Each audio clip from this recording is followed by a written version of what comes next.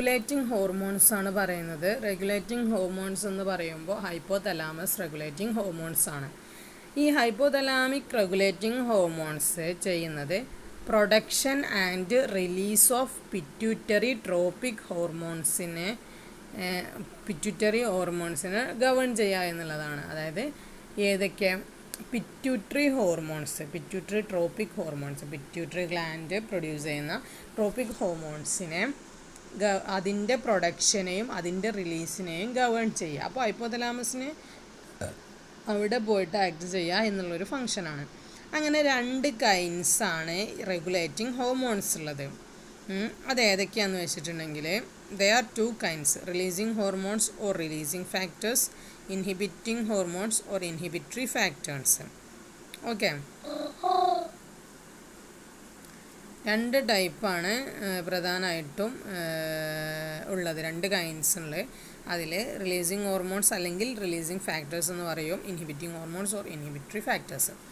ഈ റിലീസിങ് ഹോർമോൺസിൻ്റെ പ്രധാനപ്പെട്ട ഫങ്ഷൻ എന്ന് പറയുന്നത് അത് പിറ്റ്യൂട്ടറി ട്രോപ്പിക് ഹോർമോൺസിൻ്റെ റിലീസിനെ പോയിട്ട് സ്റ്റിമുലേറ്റ് ചെയ്യുക ആണ് ചെയ്യുന്നത്. അതായത് പിറ്റ്യൂട്ടറി ട്രോപ്പിക് ഹോർമോൺസ്, അതായത് ഈ ഹൈപ്പോതലാമസിന് താഴെ വരുന്ന പിറ്റ്യൂട്ടറി ഹോർമോൺസ് എന്ത് ചെയ്യുന്നുണ്ട്, പിറ്റ്യൂട്ടറി ട്രോപ്പിക് ഹോർമോൺസ് എന്ന് പറഞ്ഞിട്ട് പ്രധാനപ്പെട്ട പല ഹോർമോൺസിനെയും റിലീസ് ചെയ്യുന്നുണ്ട്.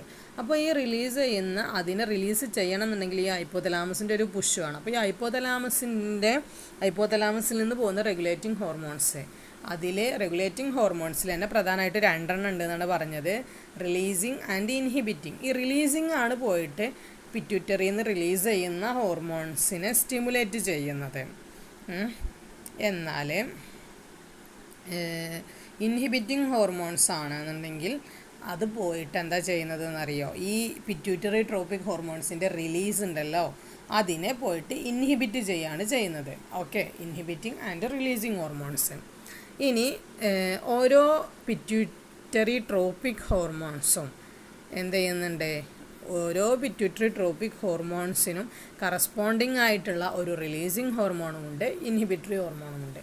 ജസ്റ്റ് ഈ ഒരു ഔട്ട്ലുക്ക് നിങ്ങൾക്ക് തരാമെന്ന് മാത്രമേ ഇതിനോടുകൊണ്ട് ഞാൻ ഉദ്ദേശിച്ചിട്ടുള്ളൂ. അതായത് നമ്മുടെ ഹൈപ്പോതലാമസിനെ റെഗുലേറ്റിംഗ് ഹോർമോൺ എന്ന് പറഞ്ഞാൽ ഹൈപ്പോതലാമസിൽ പ്രധാനമായിട്ട് 2 ടൈപ്പ് ഹോർമോൺസ് ആണ്, റിലീസിങ് ആൻഡ് ഇൻഹിബിറ്റിംഗ്. ഈ റിലീസിങ്ങും ഇൻഹിബിറ്റിങ്ങിൻ്റെയും പ്രധാനപ്പെട്ട ഫംഗ്ഷൻ എന്ന് പറഞ്ഞാൽ പിറ്റ്യൂട്ടറി ഹോർമോണിനെ പോയിട്ട് അതിൽ ആക്ട് ചെയ്യാമെന്നാണ്. പിറ്റ്യൂട്ടറി ഹോർമോൺസിൽ പിറ്റ്യൂട്ടറി ട്രോപ്പിക് ഹോർമോൺസിൻ്റെ റിലീസ് ഉണ്ട്. ഈ റിലീസിനെ റിലീസ് ചെയ്യാൻ വേണ്ടിയിട്ട് പോയിട്ട് സ്റ്റിമുലേറ്റ് ചെയ്യുക എന്നുള്ള ഫംഗ്ഷനാണ് നമ്മുടെ ആര് ചെയ്യുന്നതെന്നറിയോ, നമ്മുടെ റിലീസിങ് ഹോർമോൺസ് ചെയ്യുന്നത്. ഹൈപ്പോതലാമസ് റിലീസ് ചെയ്യുന്ന റിലീസിങ് ഹോർമോൺസ്.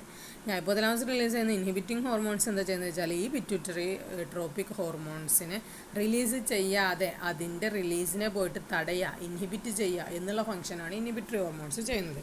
ഇത്രയും കാര്യമാണ് ജസ്റ്റ് റെഗുലേറ്റിംഗ് ഹോർമോൺസിൻ്റെ ഒരു ഇൻട്രോ ആയിട്ട് പറയാനുള്ളത്. ബാക്കി ഏതൊക്കെയാണ് എന്നൊക്കെ ഇതിൽ പറഞ്ഞിട്ടുണ്ടാവും സെമിനാറിൽ. എന്നാലും ഇത് അടുത്ത ഭാഗം എന്തുകൊണ്ടാണെന്ന് വെച്ചാൽ എത്ര പറയുന്നുള്ളൂ, കാരണം ഇനി പറയുന്ന ഭാഗത്ത് റിലീസിങ് ഹോർമോൺസും ഇൻഹിബിറ്ററി ഹോർമോൺസും സെപ്പറേറ്റ് ടോപ്പിക്കാണ്. അപ്പോൾ ഏതൊക്കെയാണ് റിലീസിങ് ഹോർമോൺസ് എന്നും ഏതൊക്കെയാണ് ഇൻഹിബിറ്ററി ഹോർമോൺസ് എന്നും പറയുന്നുണ്ട്. അപ്പോൾ ഓരോ പിറ്റ്യൂട്ടറി ട്രോപ്പിക് ഹോർമോൺസിനും ഒരു റിലീസിങ് ഹോർമോണുമുണ്ട്, ഒരു ഇൻഹിബിറ്ററി ഹോർമോണുമുണ്ട്. ഓക്കെ, കാര്യം ക്ലിയർ അല്ലേ?